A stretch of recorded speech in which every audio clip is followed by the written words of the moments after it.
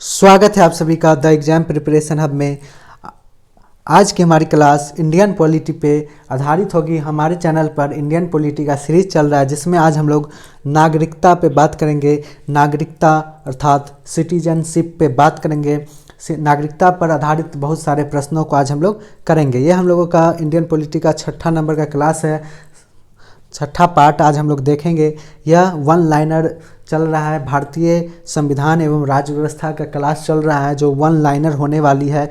इसमें Indian polity से बार बार exam में पूछे जाने वाले सभी प्रकार के प्रश्नों को हम लोग करेंगे, ठीक है। और यह एक क्लास टॉपिक खलास वाला सीरीज चल रहा है जिसमें आप लोग यदि यह क्लास को पूरा देख लेते हैं तो नागरिकता से जितने भी एग्जाम में पूछे जाते हैं प्रश्न सारे का सारा आपका कवर हो जाएगा। इसके अलावा आपको और कोई भी वीडियो देखने की आवश्यकता नहीं पड़ेगी। तो चलिए शुरुआत करते हैं हम लोग आज की हमारी क्लास नागरिकता पर आधारित क्लास की। पहला प्रश्न, तो प्रश्न है भारतीय संविधान के किस भाग में नागरिकता का उल्लेख मिलता है। तो याद रखिएगा आप लोग, भारतीय संविधान के भाग दो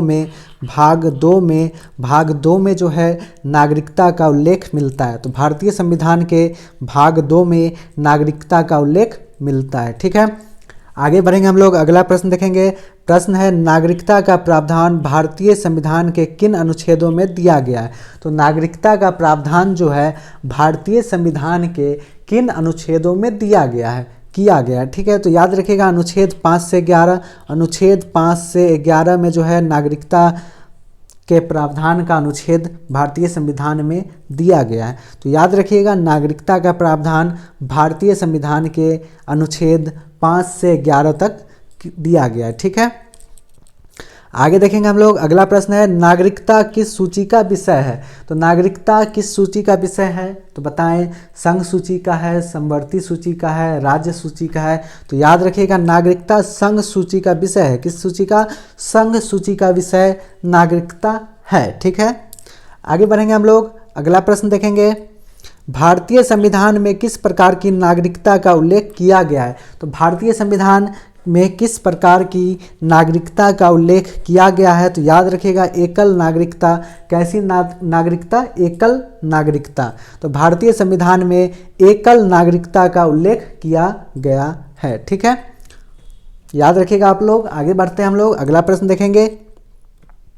प्रश्न है लोकसभा और राज्य विधानसभा के लिए मतदान का अधिकार किसे प्राप्त है।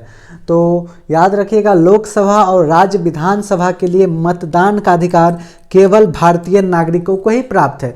केवल और केवल भारतीय नागरिक ही वोट दे सकते हैं। लोकसभा और राज्य विधानसभा के मतदान में हिस्सा ले सकते हैं। विदेशी कोई भी दूसरे देश का नागरिक लोकसभा और राज्य विधानसभा में मतदान नहीं कर सकते हैं। केवल और केवल भारतीय नागरिक ही मतदान कर सकते हैं। उन्हीं को यह अधिकार भारतीय संविधान ने दिया है, ठीक है। आगे देखेंगे, अगला प्रश्न देखेंगे। संसद या राज्य विधानसभा के सदस्य होने के लिए कौन योग्य हैं। तो केवल भारतीय नागरिक ही योग्य हैं संसद या राज्य विधानमंडल के सदस्य बनने के लिए, ठीक है।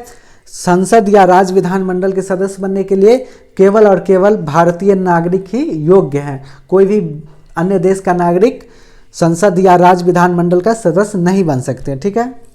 आगे देखेंगे हम लोग, अगला प्रश्न है संविधान के किस अनुच्छेद में अधिवास द्वारा नागरिकता के संबंध में प्रावधान किया गया है। तो संविधान के किस अनुच्छेद में अधिवास द्वारा नागरिकता के संबंध में प्रावधान किया गया है। तो याद रखिएगा अनुच्छेद 5 में।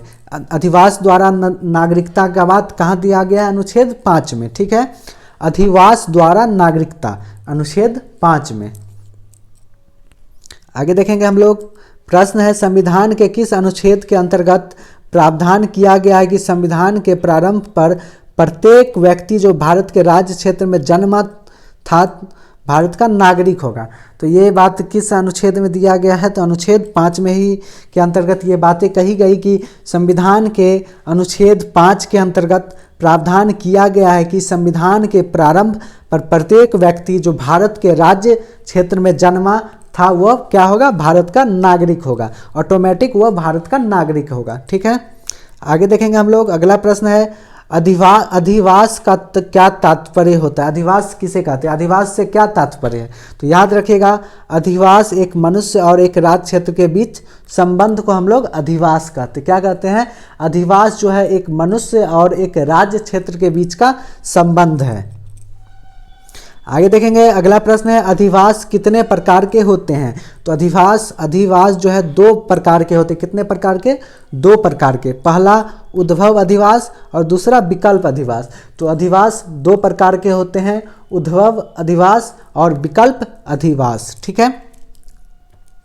प्रश्न है भारत से पाकिस्तान को प्रव्रजन करने वाले व्यक्तियों के नागरिकता के संबंध में प्रावधान किस अनुच्छेद में किया गया है? तो अनुच्छेद 7 में 7 में अनुच्छेद 7 में यह प्रावधान किया गया है कि भारत से पाकिस्तान को प्रव्रजन करने वाले व्यक्तियों के नागरिकता के संबंध में प्रावधान अनुच्छेद 7 में किया गया है। ठीक है।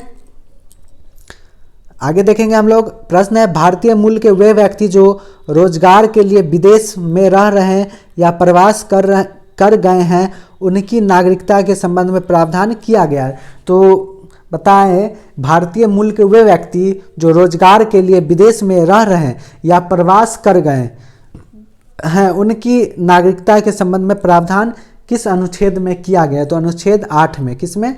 अनुच्छेद 8 में यह प्रावधान किया गया है। ठीक है। आगे देखेंगे हम लोग, प्रश्न है अनुच्छेद 5, 6 और 8 के अधीन आने वाले व्यक्ति किस कारण से भारत का नागरिक नहीं रहेगा? तो अनुच्छेद 5, 6 और 8 के अधीन आने वाले व्यक्ति किस कारण से भारत का नागरिक नहीं रहेगा? तो याद रखिएगा, यदि वह किसी विदेशी राज्य की नागरिकता स्वेच्छा से अर्जित कर लेता है तो ऑटोमेटिक वह भारत का नागरिक नहीं रहेगा। तो याद रखिएगा, अनुच्छेद 5, 6 और 8 के अधीन आने वाला व्यक्ति किस कारण से भारत का नागरिक नहीं रहेगा? तो याद रखिएगा उत्तर, यदि वह किसी विदेशी राज्य या विदेशी देश की नागरिकता स्वेच्छा से अपने इच्छा के अनुसार अर्जित कर लेता है तो वह भारत का नागरिक नहीं रहेगा। आगे देखेंगे, प्रश्न है नागरिकता के अर्जन हेतु शर्तों के नियत करने के लिए कौन सक्षम है? तो नागरिकता के अर्जन हेतु शर्तों को नियत करने के लिए कौन सक्षम है? तो याद रखिएगा संसद। कौन? संसद ही कानून बनाएगा। ठीक है। आगे देखेंगे, प्रश्न है भारतीय नागरिक जो साधारणतः भारत के बाहर निवास करता है और जिसके पास भारतीय पासपोर्ट है उन्हें क्या कहा जाता है? तो जिनके पास भारतीय पासपोर्ट है और वो भारत के बाहर निवास करते हैं उन्हें क्या कहा जाता है? तो उन्हें अप्रवासी भारतीय कहा जाता है। याद रखिएगा, भारतीय नागरिक जो साधारणतः भारत के बाहर निवास करता है और जिसके पास भारतीय पासपोर्ट है उन्हें क्या कहा जाएगा? तो उन्हें अप्रवासी भारतीय कहा जाएगा। क्या कहा जाएगा? अप्रवासी भारतीय। आगे देखेंगे, अगला प्रश्न है किस समिति द्वारा प्रवासी भारतीयों को दोहरी नागरिकता देने की सिफारिश की गई थी? तो ऐसा कौन सा समिति था जिसके द्वारा भारतीयों को दोहरी नागरिकता देने की सिफारिश की गई थी? तो याद रखिएगा, लक्ष्मीमल सिंघवी समिति की सिफारिश पर भारतीय नागरिकों को प्रवासी भारतीयों को दोहरी नागरिकता देने की सिफारिश की गई थी। तो प्रश्न ध्यान रखिएगा, किस समिति द्वारा प्रवासी भारतीयों को दोहरी नागरिकता देने की सिफारिश की गई थी? तो लक्ष्मीमल सिंघवी समिति। ठीक है। आगे बढ़ेंगे हम लोग, अगला प्रश्न देखेंगे, नागरिकता संशोधन अधिनियम 2019 में किस देश से आने वाले धार्मिक अल्पसंख्यकों के संबंध में प्रावधान किया गया है? तो प्रश्न ध्यान से देखें आप लोग, नागरिकता संशोधन अधिनियम 2019 में किस देश से आने वाले धार्मिक अल्पसंख्यकों के संबंध में प्रावधान किया गया है? तो याद रखिएगा, अफगानिस्तान, बांग्लादेश और पाकिस्तान। मतलब अफगानिस्तान का अल्पसंख्यक, बांग्लादेश का अल्पसंख्यक और पाकिस्तान का अल्पसंख्यक। ठीक है, ध्यान में रखिएगा, पाकिस्तान का अल्पसंख्यक न कि बहुसंख्यक, बांग्लादेश का अल्पसंख्यक न कि बहुसंख्यक और अफगानिस्तान का भी अल्पसंख्यक। जैसे पाकिस्तान का अल्पसंख्यक कौन हुआ? हिंदू, ईसाई, बौद्ध, बाकी जो धर्म है वो बहुसंख्यक मुस्लिम हुए वहाँ के, वे नहीं, सिर्फ अल्पसंख्यक समुदाय। ठीक है। तो याद रखिएगा, नागरिकता संशोधन अधिनियम 2019 में किस देश से आने वाले धार्मिक अल्पसंख्यकों के संबंध में प्रावधान किया गया है? तो अफगानिस्तान, बांग्लादेश और पाकिस्तान। अफगानिस्तान, बांग्लादेश और पाकिस्तान। ठीक है, आगे देखेंगे। प्रश्न है, अफगानिस्तान, बांग्लादेश और पाकिस्तान के धार्मिक अल्पसंख्यकों के लिए भारतीय नागरिकता हेतु आवेदन करने से पूर्व कम से कम 11 वर्ष तक भारत में रहने की आवश्यकता को घटाकर कितने वर्ष कर दिया गया है? तो पहले था 11 वर्ष भारत में रहना होगा। कितना? 11 वर्ष।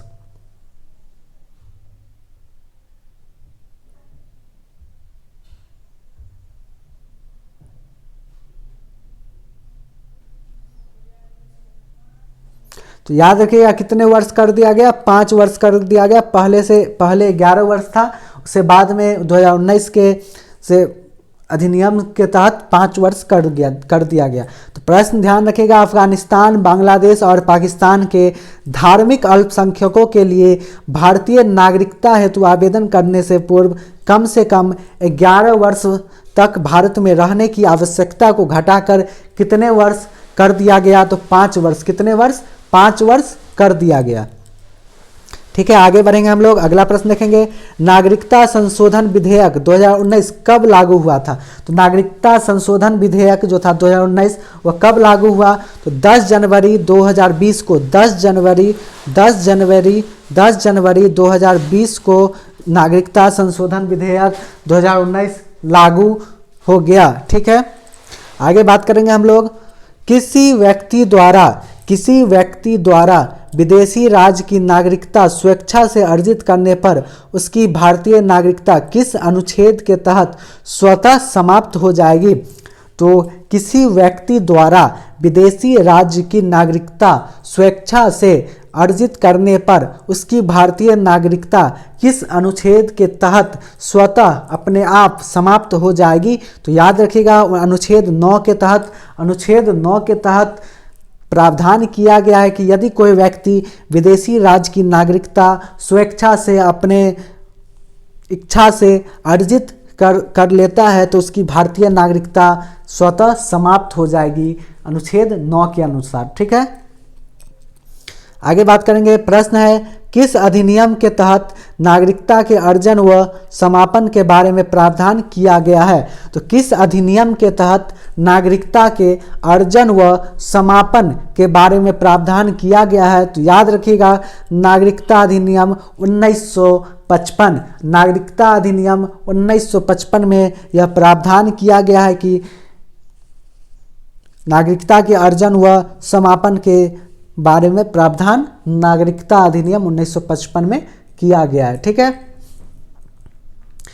आगे देखेंगे हम लोग। अगला प्रश्न देखेंगे, नागरिकता अधिनियम 1955 के तहत कितने प्रकार से नागरिकता का अर्जन किया जा सकता है? तो याद रखिएगा, 5 प्रकार से। कितने प्रकार से? 5 प्रकार से नागरिकता अधिनियम 1955 के तहत 5 प्रकार से नागरिकता का अर्जन किया जाता है। कितने प्रकार से? 5 प्रकार से।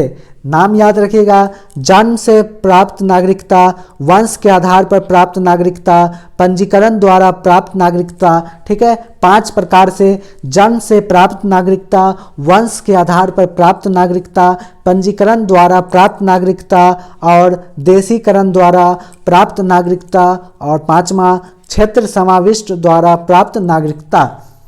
तो याद रखिएगा, नागरिकता अधिनियम 1955 के तहत 5 प्रकार से नागरिकता का अर्जन किया जाता है।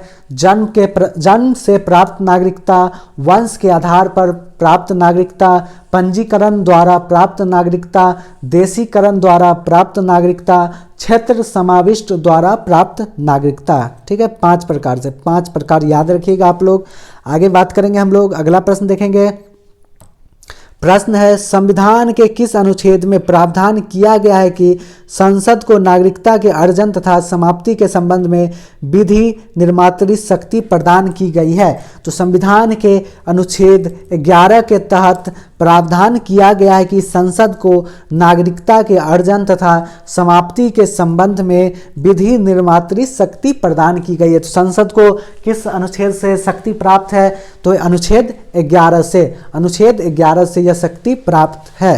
ठीक है, आगे बात करेंगे हम लोग। अगला प्रश्न है, किस अनुच्छेद के तहत संसद विधि पारित करके किसी व्यक्ति को उसकी नागरिकता से वंचित कर सकता है? तो अनुच्छेद 11 के तहत। याद रखिएगा आप लोग, अनुच्छेद 11 के तहत संसद कानून पारित करके किसी व्यक्ति को उसकी नागरिकता से वंचित कर सकता है। ठीक है, अनुच्छेद 11 के तहत। आगे देखेंगे, प्रश्न है, नागरिकता अधिनियम 1955 के द्वारा किसी व्यक्ति को कितने प्रकार से नागरिकता से वंचित किया जा सकता है? तो याद रखिएगा 3 प्रकार से वंचित किया जा सकता है। कितने प्रकार से? 3 प्रकार से। तो नागरिकता अधिनियम 1955 के द्वारा किसी व्यक्ति को 3 प्रकार से भारतीय नागरिकता से वंचित किया जा सकता है। आगे बात करेंगे, अगला प्रश्न देखेंगे, दोहरी नागरिकता का प्रावधान किस देश में किया गया है? तो दोहरी नागरिकता का प्रावधान संयुक्त राज्य अमेरिका में किया गया है। ठीक है, बहुत महत्वपूर्ण प्रश्न है, वेरी इंपॉर्टेंट प्रश्न है, ध्यान रखिएगा आप लोग। दोहरी नागरिकता का प्रावधान जो है संयुक्त राज्य अमेरिका में किया गया है। ठीक है, आगे बात करेंगे, दोहरी नागरिकता किस प्रकार प्रदान की जाती है? तो प्रवासी भारतीयों के आवेदन पर दोहरी नागरिकता प्रदान की जाती है। ठीक है, प्रश्न हम लोग पहले देख चुके थे कि किस समिति द्वारा प्रवासी भारतीयों को दोहरी नागरिकता देने की सिफारिश की गई थी? तो लक्ष्मीमल सिंघवी समिति। तो ठीक है, तो प्रवासी भारतीयों को दोहरी नागरिकता आवेदन पर दी जाती है। ठीक है, आगे बात करेंगे हम लोग। अगला प्रश्न है, प्रवासी भारतीयों को दोहरी नागरिकता देने की सिफारिश को सरकार ने अपनी सैद्धांतिक सहमति कब प्रदान की थी? तो 2003 ईस्वी में। कब? 2003 ईस्वी में सरकार ने अपनी सहमति प्रदान की थी। प्रश्न ध्यान रखिएगा आप लोग, प्रवासी भारतीयों को दोहरी नागरिकता देने की सिफारिश को सरकार ने अपनी सैद्धांतिक सहमति कब प्रदान की थी? तो 2003 ईस्वी में। कब? 2003 ईस्वी में। आगे बात करेंगे हम लोग। प्रश्न है, प्रवासी भारतीयों को सीमित रूप में दी जाने वाली दोहरी नागरिकता को क्या कहा जाता है? तो प्रवासी भारतीयों को सीमित रूप में दी जाने वाली दोहरी नागरिकता को क्या कहा जाता है? तो overseas citizenship of India, OCI। क्या कहा जाता है? OCI, overseas citizenship of India. तो प्रवासी भारतीयों को सीमित रूप में दी जाने वाली दोहरी नागरिकता को क्या कहा जाता है? Overseas citizenship of India, OCI। ठीक है, ध्यान रखिएगा आप लोग। आगे हम लोग बढ़ेंगे, अगला प्रश्न देखते हैं हम लोग। प्रश्न है, नागरिकता प्राप्त करने व खोने के विषय में विस्तार से चर्चा किस नागरिकता कानून में की गई है? तो 1955 के नागरिकता कानून में विस्तार में चर्चा की गई है। तो प्रश्न है, नागरिकता प्राप्त करने व खोने के विषय में विस्तार से चर्चा किस नागरिकता कानून में की गई है? तो किस में? 1955 के नागरिकता कानून में। ठीक है, आगे बात करेंगे हम लोग। अगला प्रश्न है, किसे भारत का जन्मजात नागरिक समझा जाएगा? तो जो 26 जनवरी 1950 या उसके पश्चात भारत में जन्मा हो, जिसका जन्म 26 जनवरी 1950 या उसके बाद भारत में हुआ हो, ठीक है, उसे जन्मजात भारतीय नागरिक समझा जाएगा। ठीक है, आगे बात करेंगे हम लोग। प्रश्न है, भारत में एकल नागरिकता की अवधारणा कहाँ से अपनाई गई है? तो याद रखिएगा, इंग्लैंड से। कहाँ से? इंग्लैंड से। भारत में एकल नागरिकता की अवधारणा इंग्लैंड से अपनाई गई है। ठीक है, आगे बात करेंगे हम लोग। प्रश्न है, जन्म से नागरिक होने की क्या शर्तें हैं? तो नागरिक संशोधन अधिनियम 2003 के अनुसार कुछ शर्तें दी गई है जन्म से भारतीय नागरिक होने की। तो शर्तें हम लोग जानेंगे। 26 जनवरी 1950 के बाद लेकिन 1 जुलाई 1987 से पहले भारत में जन्मा हो, यह पहला शर्त है जन्म से नागरिक होने का। ठीक है,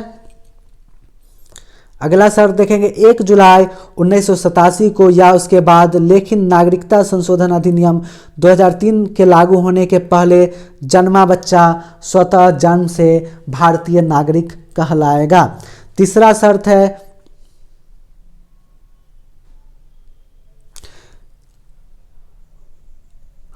एक नागरिकता अधिनियम 2003 लागू होने के बाद वह बच्चा जिसके जन्म के समय माता पिता दोनों भारतीय हो अथवा कोई एक भारतीय हो वह स्वतः भारतीय नागरिक कहलाएगा। तो 3 शर्तें दी गई है जन्म से नागरिक होने की नागरिकता संशोधन अधिनियम 2003 के अनुसार। पहला शर्त यह है कि जो 26 जनवरी 1950 के बाद लेकिन 1 जुलाई 1987 से पहले भारत में जन्मा हो वह स्वतः भारतीय नागरिक कहलाएगा।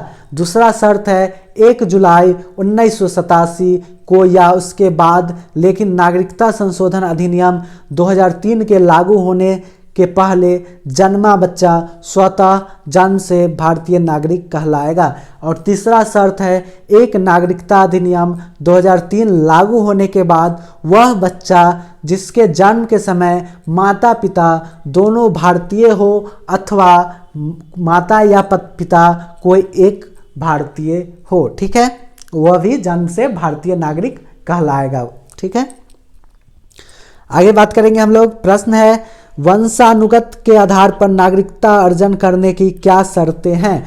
वंशानुगत वंश के आधार पर नागरिकता अर्जन करने की क्या शर्तें भारतीय संविधान में दी गई है। तो याद रखिएगा 26 जनवरी 1950 से 10 दिसंबर 1992 के बीच देश के बाहर जन्मे व्यक्ति के जन्म के समय उसके पिता भारतीय नागरिक हो तो उसे वंशानुगत के आधार पर नागरिकता अर्जन कर सकते हैं वो। ठीक है, आगे बढ़ेंगे हम लोग। अगला प्रश्न देखेंगे पंजीकरण द्वारा नागरिकता प्राप्त करने का क्या प्रावधान किया गया है। तो पंजीकरण रजिस्ट्रेशन के द्वारा नागरिकता प्राप्त करने का क्या प्रावधान किया गया है। तो याद रखिएगा भारतीय मूल का वह व्यक्ति जो नागरिकता आवेदन से पूर्व 7 वर्ष तक भारत में रह रहा हो या भारत के नागरिकों के नाबालिग बच्चे भारत के नागरिकों के नाबालिग बच्चे पंजीकरण के द्वारा नागरिकता प्राप्त करने का अधिकार रखते हैं। तो प्रावधान क्या सब है हम लोगों ने देखा। भारतीय मूल का वह व्यक्ति जो नागरिकता आवेदन से पूर्व 7 वर्ष तक भारत में रह रहा हो और भारत के नागरिकों के नाबालिग बच्चे हो। आगे बात करेंगे देशीकरण द्वारा नागरिकता अर्जन करने का क्या प्रावधान किया है। तो देशीकरण द्वारा नागरिकता अर्जन का क्या प्रावधान है। तो संबंधित देश में एक निश्चित अवधि तक निवास करना अथवा 8वीं अनुसूची में वर्णित भाषाओं में से किसी एक का अच्छा ज्ञान हो। ठीक है, देशीकरण द्वारा नागरिकता अर्जन का क्या प्रावधान किया है। तो संबंधित देश में एक निश्चित अवधि तक निवास करना अथवा 8वीं अनुसूची में वर्णित भाषाओं में से किसी एक का ज्ञान हो और अच्छे चरित्र वाला होना चाहिए। कैसा होना चाहिए? अच्छे चरित्र वाला। आगे बात करेंगे केवल नागरिकों को प्राप्त मूल अधिकार क्या सब है। तो केवल भारतीय नागरिकों को प्राप्त मूल अधिकार क्या है। तो अनुच्छेद 15, अनुच्छेद 16, अनुच्छेद 19 और अनुच्छेद 29 4 अनुच्छेद जो है केवल और केवल भारतीय नागरिकों को प्राप्त मूल अधिकार हैं। तो कौन सा? अनुच्छेद 15, अनुच्छेद 16, अनुच्छेद 19 और अनुच्छेद 29। तो याद रखिएगा आप लोग केवल नागरिकों अर्थात केवल भारतीय नागरिकों को प्राप्त मूल अधिकार कौन सब है। तो अनुच्छेद 15, अनुच्छेद 16, अनुच्छेद 19 और अनुच्छेद 29। ठीक है, आगे बात करेंगे हम लोग भारतीय नागरिकता अधिनियम 1955 में अब तक कुल कितनी बार संशोधन किया जा चुका है। तो भारतीय नागरिकता अधिनियम 1955 में अब तक कितनी बार संशोधन किया जा चुका है। तो याद रखिएगा 6 बार। कितनी बार? 6 बार अभी तक भारतीय नागरिकता अधिनियम 1955 में संशोधन किया जा चुका है। कब तक, कब कब, तो देखेंगे हम लोग 1986 में पहली, 1992 में दूसरी, 2003 में तीसरी, 2005 में चौथी संशोधन, 2015 में पाँचवीं संशोधन और 2019 में छठी संशोधन 1955 के अधिनियम, भारतीय नागरिकता अधिनियम 1955 में अब तक किया जा चुका है। 1986, 1992, 2003, 2005, 2015 और 2019 में कुल 6 बार। ठीक है, आगे बात करेंगे राष्ट्रीय जनसंख्या रजिस्टर के बारे में, एनपीआर के बारे में हम लोग कुछ बातें करेंगे। राष्ट्रीय जनसंख्या रजिस्टर एनपीआर,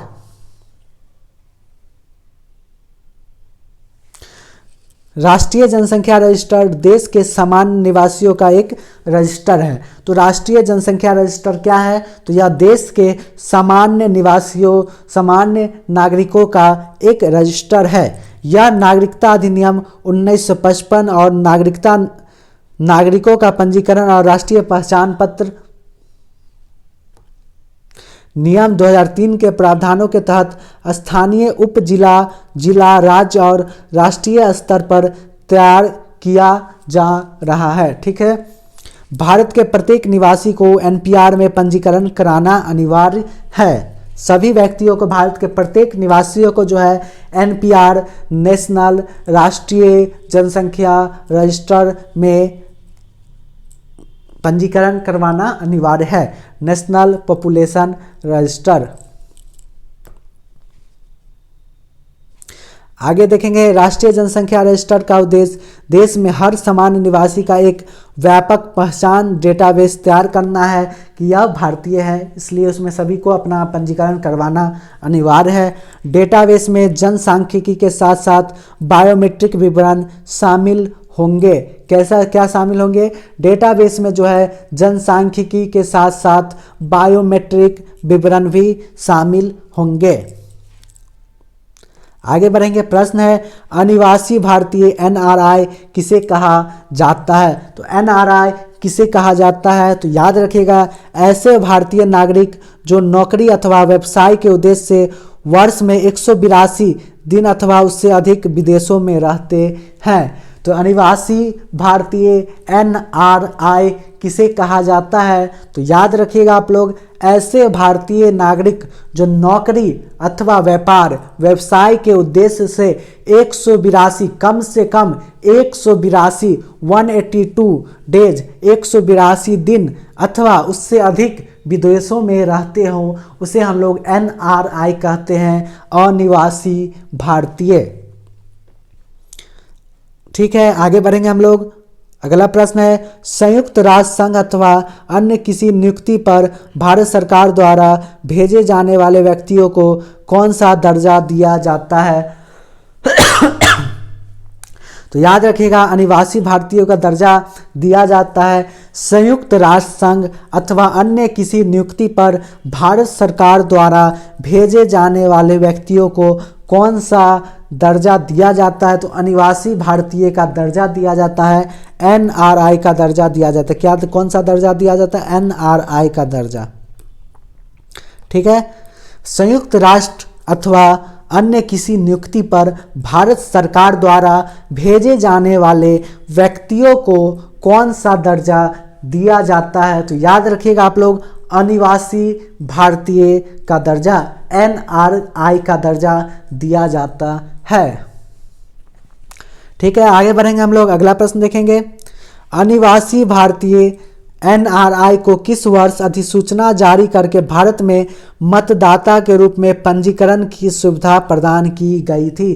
तो किस वर्ष, 2011 में। कब, 2011 में जो है अनिवासी भारतीय अर्थात एनआरआई को अधिसूचना जारी करके भारत में मतदाता के रूप में पंजीकरण की सुविधा प्रदान की गई थी। यदि कोई भी व्यक्ति भारत विदेश में रह रहा है एनआरआई, वह भारत में आकर अपना मतदान दे सकता है। ठीक है, आगे बात करेंगे किस फॉर्म के माध्यम से विदेशों में रहने वाले सक्षम मतदाता सूची में अपना नाम सम्मिलित करवा सकते हैं। तो किस फॉर्म के माध्यम से विदेशों में रहने वाले सक्षम मतदाता मतदाता सूची में अपना नाम सम्मिलित करवा सकते हैं। तो याद रखिएगा फॉर्म 6A के माध्यम से, फॉर्म 6A के माध्यम से विदेश में रहने वाले सक्षम मतदाता मतदाता सूची में अपना नाम सम्मिलित करवा सकते हैं। ठीक है, आगे बढ़ेंगे। अगला प्रश्न है, भारतीय मूल के व्यक्ति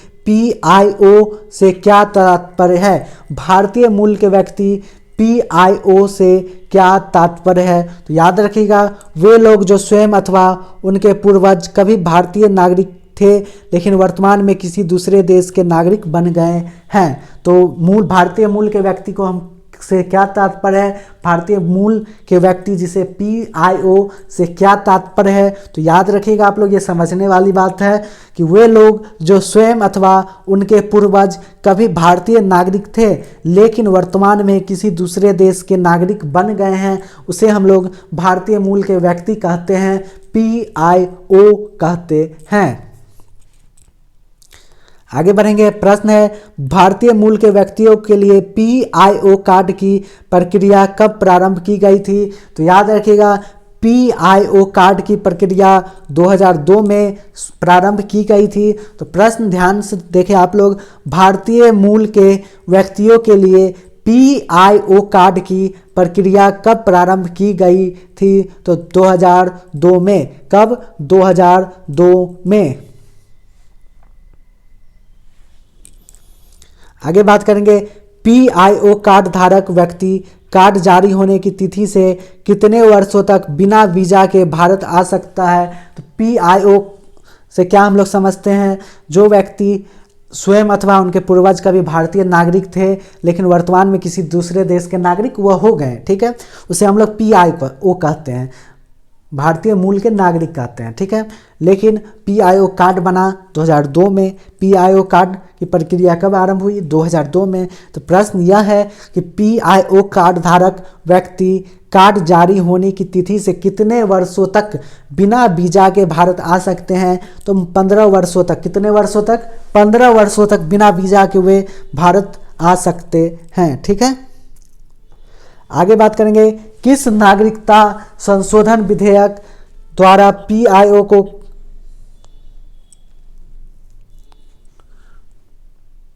हम प्रश्न देखेंगे, किस नागरिकता विधेयक द्वारा PIO को किस कार्ड का दर्जा प्रदान किया गया है? तो OCI कार्ड का। कौन सा दर्जा? OCI का दर्जा।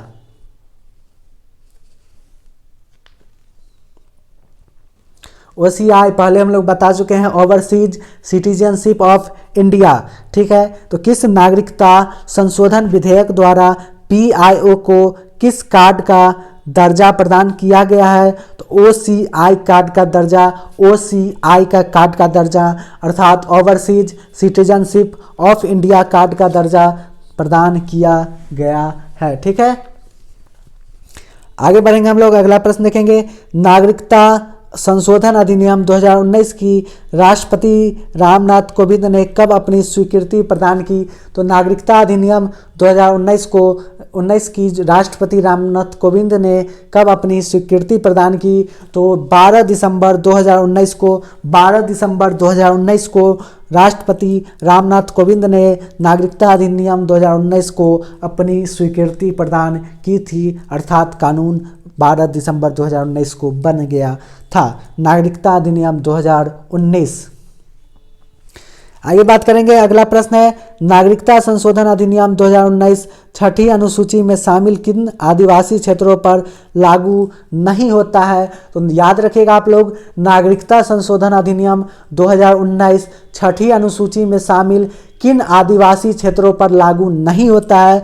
याद रखिएगा, असम, मेघालय, त्रिपुरा और मिजोरम के आदिवासी क्षेत्रों पर यह लागू नहीं होता है। ठीक है, असम, मेघालय, त्रिपुरा और मिजोरम के आदिवासी क्षेत्रों पर। ठीक है, आगे हम लोग बढ़ेंगे। अगला प्रश्न देखेंगे, छठी अनुसूची के अंतर्गत कौन से आदिवासी क्षेत्र शामिल है? तो छठी अनुसूची के अंतर्गत कौन से आदिवासी क्षेत्र शामिल हैं?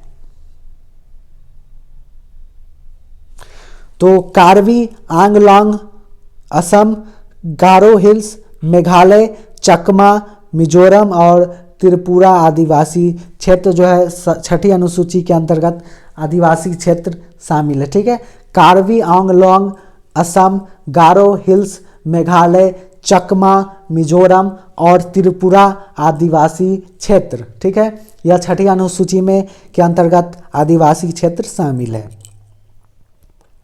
आगे बढ़ेंगे हम लोग। अगला प्रश्न है, नागरिकता अधिनियम 2019 किन क्षेत्रों पर लागू नहीं होता है?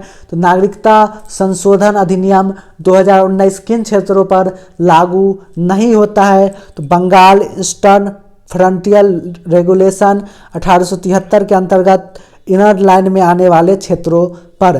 तो नागरिकता संशोधन अधिनियम 2019 किन क्षेत्रों पर लागू नहीं होता है? तो याद रखिएगा आप लोग, बंगाल ईस्टर्न फ्रंटियर रेगुलेशन और 1873 के अंतर्गत इनर लाइन में आने वाले क्षेत्रों पर नागरिकता संशोधन अधिनियम 2019 लागू नहीं होता है। ठीक है, आगे बढ़ेंगे हम लोग। अगला प्रश्न देखेंगे, इनर लाइन परमिट वर्तमान में किन राज्यों में लागू है? तो इनर लाइन परमिट वर्तमान में किन राज्यों में लागू है? तो याद रखिएगा आप लोग, अरुणाचल प्रदेश, मिजोरम, मणिपुर और नागालैंड में इनर लाइन परमिट लागू है। इनर लाइन परमिट वर्तमान में किन राज्यों में लागू है? तो याद रखिएगा, अरुणाचल प्रदेश, मिजोरम, मणिपुर और नागालैंड में। ठीक है, आगे बढ़ेंगे हम लोग।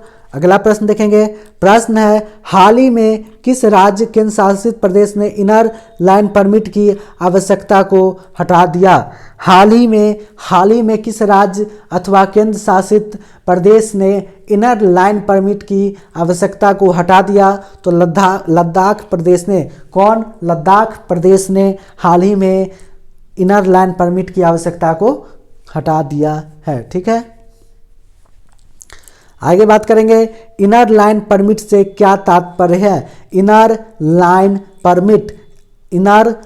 परमिट से क्या तात्पर्य है? तो याद रखिएगा, वह दस्तावेज जो गैर मूल निवासियों को उन राज्यों में जाने या रहने के लिए आवश्यक है। इनर लाइन परमिट वह दस्तावेज है जो गैर मूल निवासियों को उन राज्यों में जाने या रहने के लिए आवश्यक है। ठीक है, आगे बात करेंगे, इनर लाइन परमिट किसके द्वारा जारी किया जाता है? प्रश्न है, इनर लाइन परमिट किसके द्वारा जारी किया जाता है? तो याद रखिएगा, संबंधित राज्य सरकार द्वारा। किसके द्वारा? संबंधित राज्य सरकार के द्वारा इनर लाइन परमिट जारी किया जाता है। ठीक है, आगे बढ़ेंगे हम लोग। आगे बात करेंगे भाग 2 के बारे में, नागरिकता के बारे में हम लोग कुछ बात करेंगे भाग 2 के बारे में। तो 5 से 11 हम लोगों ने बात किया था। 5 से 11 जो है 5 से 11 अनुच्छेद नागरिकता पे आधारित है, भाग 2 में है। तो बात करेंगे अनुच्छेद 5 के बारे में। तो अनुच्छेद 5 क्या कहता है? संविधान के प्रारंभ पर नागरिकता के बारे में अनुच्छेद 5 हमें बताता है। अनुच्छेद 6 पाकिस्तान से भारत को प्रव्रजन करने वाले कुछ व्यक्तियों के नागरिकता के अधिकार के बारे में अनुच्छेद 6 में प्रावधान दिया गया है। अनुच्छेद 7 की बात करें तो पाकिस्तान को प्रव्रजन करने वाले कुछ व्यक्तियों को नागरिकता के अधिकार। अनुच्छेद 7 में पाकिस्तान को प्रव्रजन करने वाले कुछ व्यक्तियों के नागरिकता के अधिकार के बारे में अनुच्छेद 7 में प्रावधान किया गया है। अनुच्छेद 8 की बात करें तो भारत के बाहर रहने वाले भारतीय उद्भव के कुछ व्यक्तियों के नागरिकता के अधिकार का प्रावधान अनुच्छेद 8 में किया गया है। अनुच्छेद 9 की बात करें तो विदेशी राज्यों की नागरिकता स्वेच्छा से अर्जित करने वाले व्यक्तियों का नागरिक न होना अनुच्छेद 9 में प्रावधान है इसका। ठीक है, कि जो व्यक्ति विदेशी राज्य की नागरिकता स्वेच्छा से अर्जित कर लेता है वह भारत का व्यक्ति नागरिक नहीं होगा। अनुच्छेद 9 में यह प्रावधान है। अनुच्छेद 10 के बारे में बात करें तो नागरिकों के अधिकारों का बना रहना, भारतीय नागरिकों के अधिकारों का बना रहना अनुच्छेद 10 में प्रावधान दिया गया है। अनुच्छेद 11 की बात करें, अनुच्छेद 11 की बात करें तो संसद द्वारा नागरिकता के अधिकार का विधि द्वारा विनियमन किया जाना अनुच्छेद 11 में प्रावधान है। अनुच्छेद 11 किसमें? अनुच्छेद 11 में यह प्रावधान है कि संसद द्वारा नागरिकता के अधिकार का विधि द्वारा विनियमन किया जाना। ठीक है, आज की क्लास यहीं समाप्त की जाती है। यदि आपको यह वीडियो अच्छी लगी हो तो वीडियो को लाइक करें, चैनल को सब्सक्राइब करें और बेल आइकन दबाना ना भूलें, जिससे हम लोग नई वीडियो आए तो आपके पास सबसे पहले पहुंचे। आज हम लोगों ने नागरिकता सिटीजनशिप से आने वाले सभी तरह के प्रश्नों को किया है। आप लोग याद रखिए, यदि आप लोगों ने यह क्लास पूरी देखी तो आप लोग खुद समझ जाएंगे कि इसके अलावा एग्जाम में कहीं से नागरिकता का प्रश्न नहीं पूछा जाता है, क्योंकि हम लोगों ने सारा टॉपिक नागरिकता से आने वाले सारे प्रश्नों को किया। एग्जाम में बार बार पूछे जाने वाले सभी प्रश्नों को हम लोगों ने आज की इस क्लास में पूरा किया है। नागरिकता पर आधारित सारे प्रश्नों को हम लोगों ने आज किया। यदि आपको यह वीडियो अच्छी लगी हो तो वीडियो को लाइक करें। फिर हम लोग अगले क्लास में मूल अधिकार पे बात करेंगे। मूल अधिकार से जुड़े हुए सारे प्रश्नों को करेंगे, तो आप लोग अगले क्लास में जुड़ना ना भूलें। अगली क्लास होगी मूल अधिकार पर। तब तक के लिए धन्यवाद। Thank you.